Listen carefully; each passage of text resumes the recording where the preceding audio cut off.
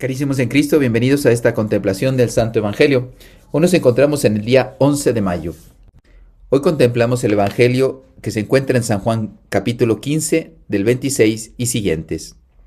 En el nombre del Padre, y del Hijo, y del Espíritu Santo. Amén. En aquel tiempo dijo Jesús a sus discípulos: Cuando venga el Consolador, que yo les enviaré a ustedes de parte del Padre, el Espíritu de la verdad que procede del Padre, Él dará testimonio de mí, y ustedes también darán testimonio, pues desde el principio han estado conmigo. Les he hablado de estas cosas para que su fe no tropiece. Los expulsarán de las sinagogas, y hasta llegará un tiempo, cuando el que les dé muerte, creerá dar culto a Dios. Esto lo harán porque no nos han conocido ni al Padre ni a mí. Les he hablado de estas cosas para que cuando llegue la hora de su cumplimiento, recuerden que ya se las había predicho yo. Palabra del Señor. Gloria a ti, Señor Jesús. Recuerden el contexto de estas palabras. Estamos en la última cena antes de que Cristo padezca en la cruz, en el Calvario. Y por lo tanto está haciendo confidencias, lo más importantes como el testamento, para sus discípulos. Cristo les promete el Espíritu Santo y con él la fuerza para permanecer fieles en medio de un mundo que muchas veces está rechazando la verdad, que es Cristo. Cristo es el camino, la verdad y la vida. Rechazan la verdad, rechazan la vida, rechazan el bien, rechazan la unidad, el amor, la comunión, etc. Y precisamente el Señor quiere darnos los elementos necesarios para poder caminar camino a la cruz. Nos deja tres aspectos importantes en este Evangelio. El Espíritu Santo dará testimonio de Cristo. Cristo ya está muriendo, pero después el Espíritu Santo nos ayudará a recordarlo, a llegar a la plenitud de la verdad. Por eso seguimos descubriendo dogmas después de 2000 años, porque la verdad ya está revelada, mas no profundizada. La Iglesia necesitará mucho tiempo para seguir descubriendo verdades totalmente interesantes y digamos, fundamentales para nuestra fe. Por ejemplo, que es una verdad que deseamos que algún día sea reconocida como dogma, la corredención mariana, la mediación de la Virgen María y como abogada de todas las gracias. Los discípulos darán testimonio de Él a través de la fuerza del Espíritu Santo, de Cristo crucificado. Nosotros hablamos de lo que hemos visto y oído, decían los primeros apóstoles, y eso es lo que nosotros vamos transmitiendo de generación en generación. Y el mundo perseguirá a quienes permanezcan y quieran ser parte de Cristo, pues todos los que quieran ser de Cristo van a tener que padecer mucho, pero sabemos lo que les espera, la vida eterna. Esta es la grande promesa. Cuando venga el Consolador, el Paráclito, el Espíritu de verdad, está hablando de una persona divina, la tercera persona de la Santísima Trinidad. Es Dios mismo, es el amor subsistente que hay entre el Padre y el Hijo. Y recuerden, tres personas en una sola naturaleza.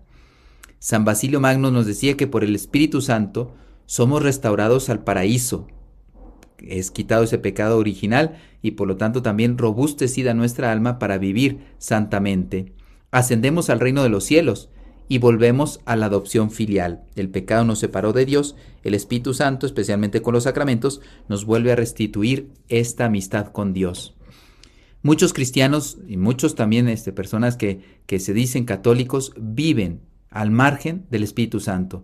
Por eso, libros, y vaya que los hay, sobre el Espíritu Santo, y uno de los títulos más así frecuentes es El Gran Desconocido, porque mucha gente no se da cuenta que somos templos del Espíritu Santo y Él habita en nosotros. Si estamos en gracia, pues tenemos la Santísima Trinidad. Y esto es una verdad que tiene que hacernos cambiar nuestra forma de vivir, de hablar, de vestir, de mirar, de pensar, nuestras prioridades, qué hacemos con nuestro trabajo, con nuestro salario, qué hacemos en familia. Buscamos la santidad, en pocas palabras. Él dará testimonio de mí. Recuerden que el Espíritu Santo viene a glorificar a Cristo, porque Cristo con su vida ya glorificaba al Padre. La vida nadie me la quita, la doy yo. ¿Y para qué? Para consolar y glorificar al Padre, porque así esa pena por causa del pecado de los primeros padres se quitará.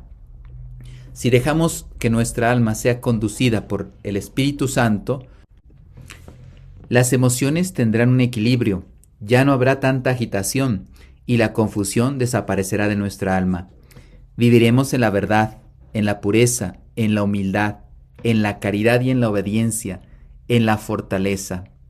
Y al ser enviado por Cristo vivirá en la iglesia. Por eso quien vive en el Espíritu Santo jamás se va a revelar doctrinalmente, no va a relativizar el pecado y no va a destruir la cruz. Al contrario, lo que va a hacer es despertar su conciencia, despertarse al combate, a la renuncia, a la penitencia, vivir el dogma, hacerlo vida en nuestras propias vidas, amar a Cristo, tener en cuenta el cielo, la muerte, el juicio, etc.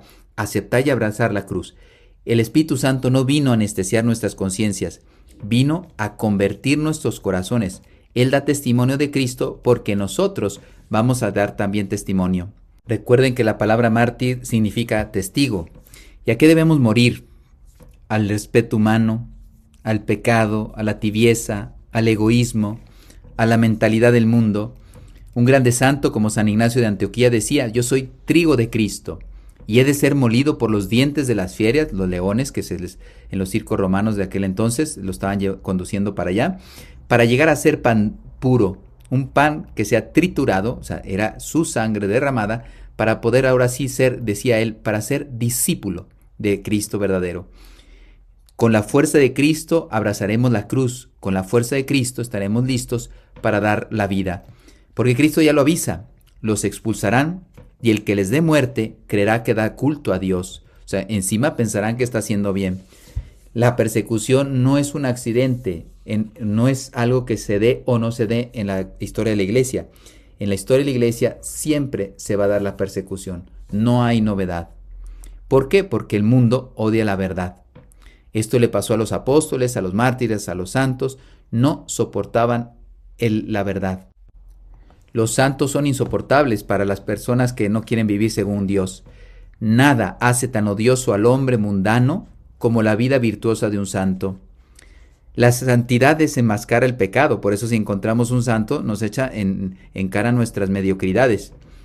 En cambio, ¿qué quieren ahora? Que un cristianismo sea reducido a una tradición cultural, que baile con el mundo, que sea sentimental, que sea superficial, emotivo, y eso no.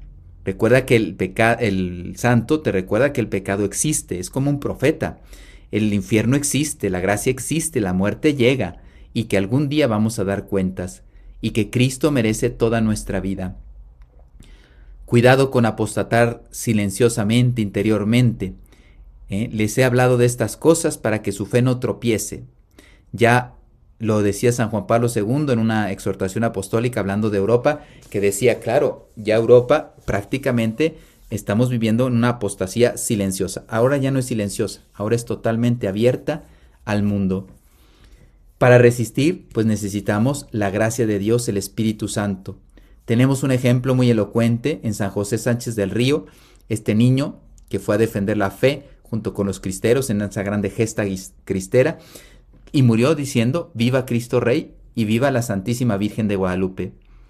Dinero, poder, influencia, presiones psicológicas, promesas de su padrino, nada le hicieron cambiar de su convicción de ser verdaderamente un testigo del amor de Cristo. El Espíritu Santo en él estaba llevando a la perfección su caridad, su amor por Dios y por los hombres, y moría por la fe, y murió perdonándolos.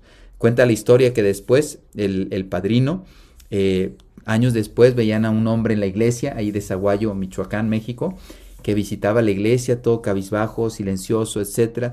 Y cuenta la historia que fue el padrino el que lo mandó matar por no renunciar a la fe, por ser fiel a Cristo. Él se había arrepentido. Entonces ya uno de los primeros frutos, o uno de los frutos del martirio de San José Sánchez del Río, 14 años, fue su propio padrino. Sus propios verdugos se convirtieron. Merece la pena vivir y morir por Cristo. No ser mudos. Ahora se calla por miedo. Se negocia mucho la verdad para quedar más o menos que me acepten. No. Relativizan la moral, porque si no ya quedas como un exagerado extremista, ¿no? Extremadamente derechas, ¿no? Como dicen en la política. No. Algunos esconden su fe o viven divididos. Si sois lo que tenéis que ser, decía Santa Catalina de Siena, prenderéis fuego al mundo.